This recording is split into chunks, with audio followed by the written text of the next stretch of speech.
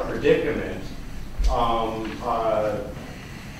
think that the atheist or agnostic or free thinker or whoever or whatever doesn't want who can say in response to this question, yeah, concede something about no, there's no meaning, but you're only so worked up about it because of the kind of creatures you are. Is that a question? That was a question. Does that help? I'm sorry. Does that help with any with sort of make you think that the worry about the need for transcendent purpose is mitigated at all by that kind of consideration? I mean, in some sense, I can concede to that. I do firmly believe that atheistic positions are absolutely logical, but that they're built upon different foundations. That they are built upon different presuppositions than what I believe, in some sense. But yet, it still kind of aggregates, in some sense, the same way.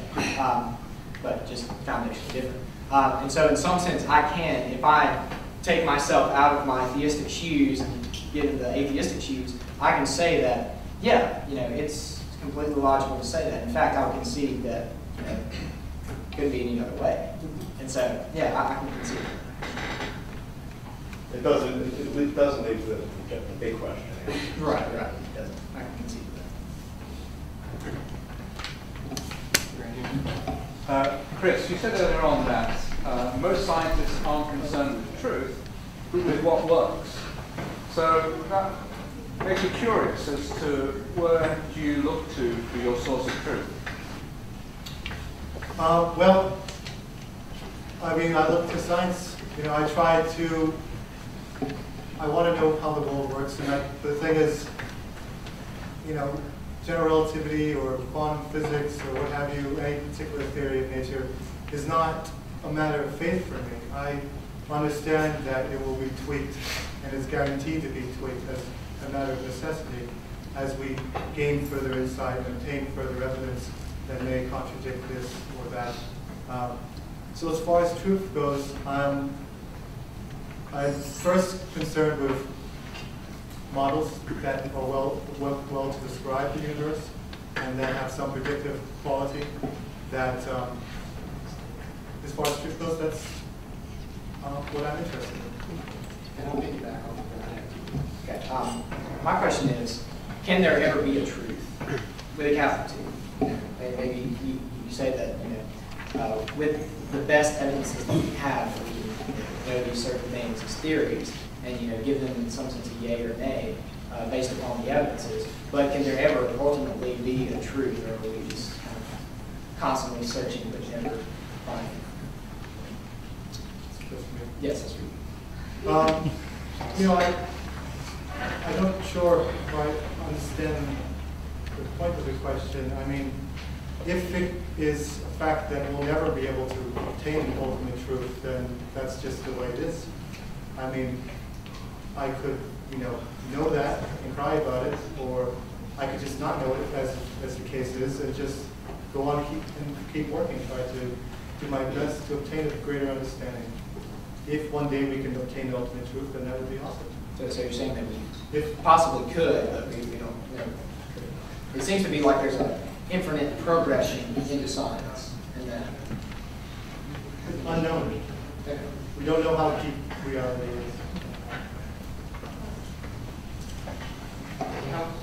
We have to keep going. It's 7 right now, so.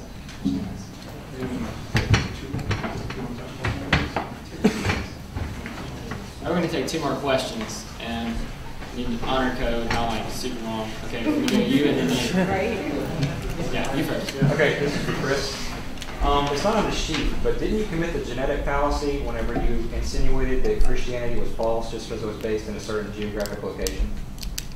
No, well, you have to familiarize me first with the genetic fallacy. A proposition, you can't say a proposition is false just because it's only believed in one geographic location, which is what you insinuated when you told us about Christianity. My point was that most people believe it simply because they were brought up to believe it. But that doesn't mean it's false. That's wrong. You can't say it's false just because they were brought up to believe it. I didn't say it was false because of that reason. I'm just saying that people are, by and large, their religion, follow their religion because that's how they were raised. That was my point of that statement. Actually, Just to clear up something. yeah, just there's the genetic fallacy is actually conflating the origin of a theory with the validity of a theory. That's the proper way to construe the genetic fallacy. Yeah. So, I mean, your point remains the same, but I think Yeah. you should have explained it a different way. Yeah, we're gonna keep. Good point there. All right. First of all, Kyle, I'm a believer, but I'd just like to commend you on your demeanor tonight and your humility, and I'd also like to commend you on honestly dealing with tough questions, because I'm a believer, but I'm really a questioner. That's what I do all of my life. And one point I'd like to make here tonight is we're almost having a debate between an atheistic viewpoint and someone's interpretation of the Bible. And the Bible has been misinterpreted when we've done horrible things with the Bible. So I really like the discussion to sometimes revolve more around, is it logical to believe in God, or is it logical not to believe in God? Because I used to tell agnostics, quit riding the fence, go ahead and become fully atheistic, and then try to prove that God doesn't exist, and it's just as hard to do that, because so many things do not make sense. And then really my question would be then, is a believer welcome to the Free Thinkers Club? If I can just make a point of clarification of why I am an atheist. I would never say that atheism is my worldview. I'm an atheist as a consequence of my belief in science, I'll say. Science calls on us to ask for evidence and never, ask us. It forces us to stay away from statements that are absolute. So as far as, say, literalist interpretations of Christianity go, I would say I'm a strong atheist because I think it's demonstrably true that they are false. But as far as more, allegorical interpretations go, then there's more room for them, but I don't see much value in them. And then people go even further and say that, who are deists, and say that there is this God, but he doesn't do anything for us per se.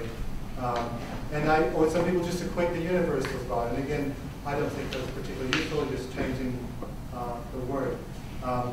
So again, I'm not an atheist as a matter of, I just want to be rebellious. I'm an atheist because it's a consequence of the scientific view. But yes, you are allowed in our club. All right. Kyle, did you want to give a response or anything? No. Okay. Well, with that, I think we'll just give him a hand of applause.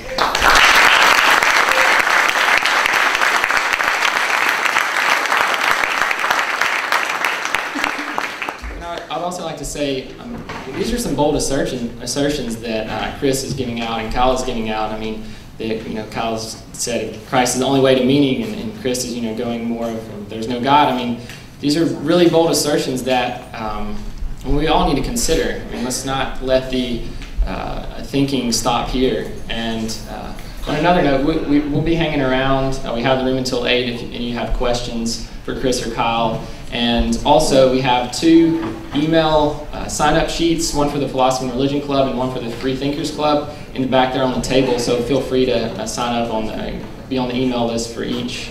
And thanks for coming.